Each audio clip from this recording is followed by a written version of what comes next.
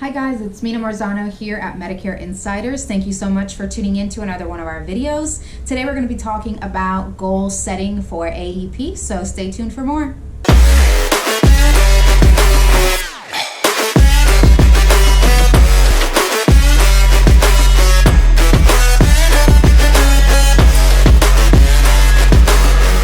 So you've probably been told to set goals for AEP, but maybe you haven't been told exactly what kind of goals you should be setting or how to set those goals. So today we're going to be talking a little bit about that, getting a little bit more specific about how we should be thinking ahead for AEP.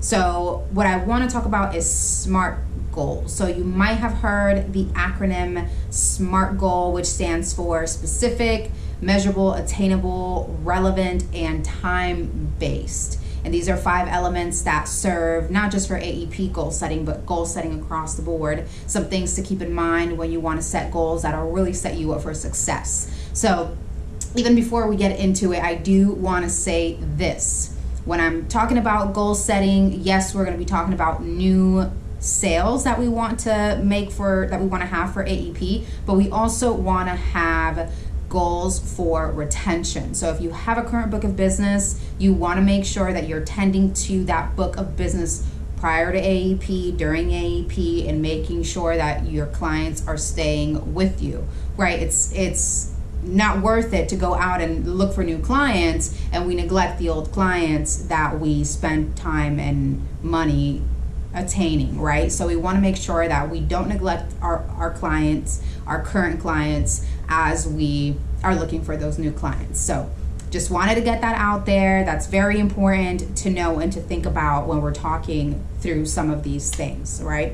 So starting off with the SMART goal setting, that S is going to be for specific, right? So you want to have a number in mind. How many sales do I want to make during AEP?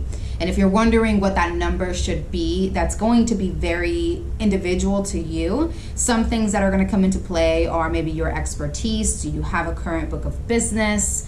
What kind of time availability are you working with? What kind of marketing budget are you working with?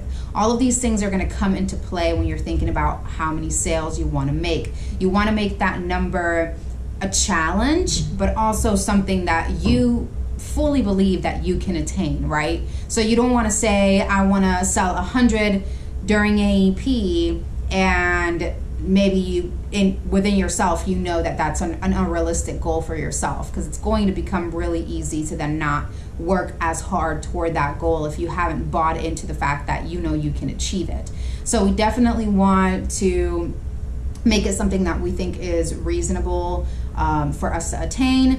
And 50, I think, is a good number for maybe newer agents. Might even be less than that, depending on some of those factors that I mentioned. But for the most part, I would say that is a good range. 40 to 50 new sales during AEP is a good goal. And then up from there as we get a little bit more seasoned agents, right? So we definitely want to make those goals very specific. And when we get that number, I would recommend even breaking that number down on a weekly basis, so you know and you are able to track that on a weekly basis. And take into account that Thanksgiving falls during AEP, so this is a week where maybe you're not going to get as much production. You might want to plan to compensate for that week in some of the other weeks, either before or after Thanksgiving.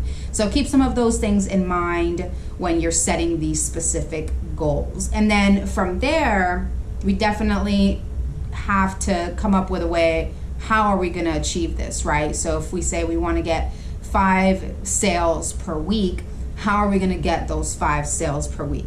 And now we're talking about marketing, right? We're talking about a marketing plan, about direct mail, about physician-based marketing, about internet leads, retail, all of the opportunities that are out there. And we're not going to get super in the weeds of that in this video. We're talking more about setting those goals. But you want to make sure that within your goal setting, those things are taken into account with your planning, right? And I would recommend also, once you have those 2 components figured out, draw out a schedule for yourself. If you can get down to a daily schedule, even better, as granular as you can get it, you're going to be in a better spot if you know exactly where your time and your money is going during that AEP time. And it wouldn't hurt to have some backup plans in mind, right? So if some of the initiatives that we have planned aren't going as expected, we want to have some things to fall back on that we could do to potentially get in front of more clients. But those are some of the specific things that we want to make sure that we're thinking about when we're going into AEP. We want to think about what kind of budget are we working with, right? Do you have support from your FMO or the agency that you're working with? Are they helping you with marketing dollars, with co-ops?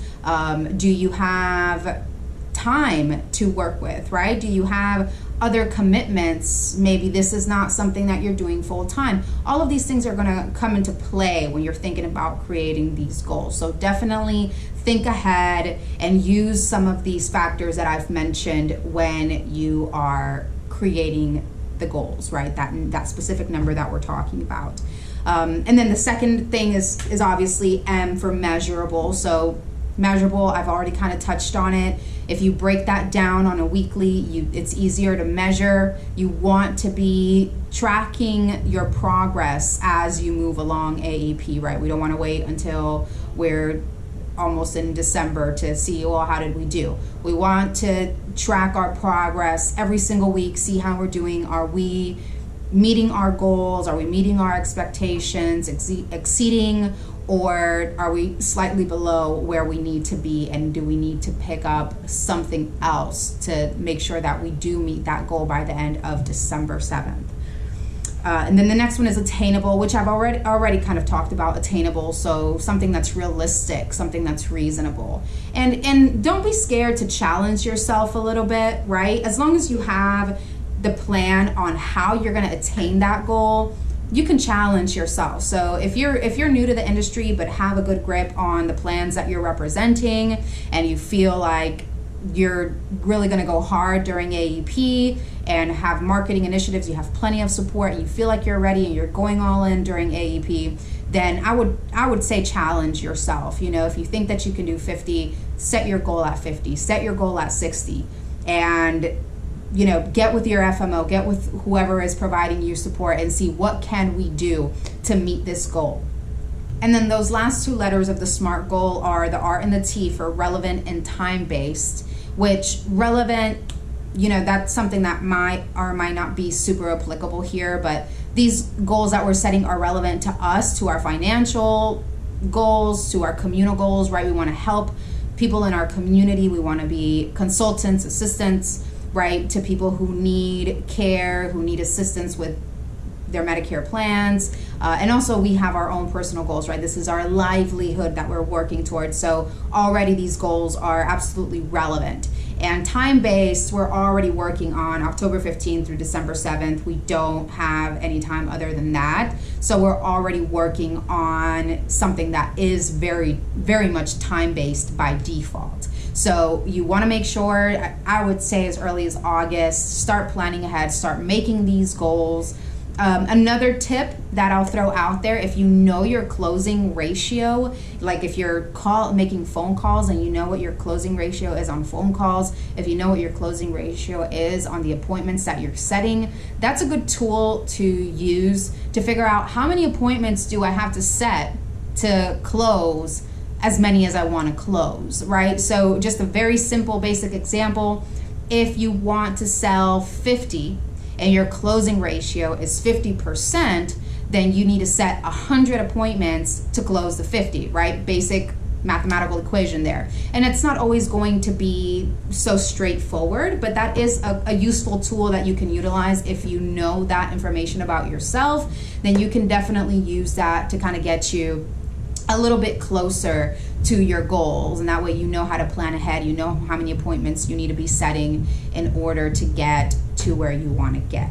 And that's really all I have for you guys today. I hope that that was helpful, useful information. If you have any other thoughts or ideas, please comment below. I encourage you to share our videos, subscribe to our channel, make sure that you're getting notifications when we have new videos up. And until next time, guys, thanks for tuning in.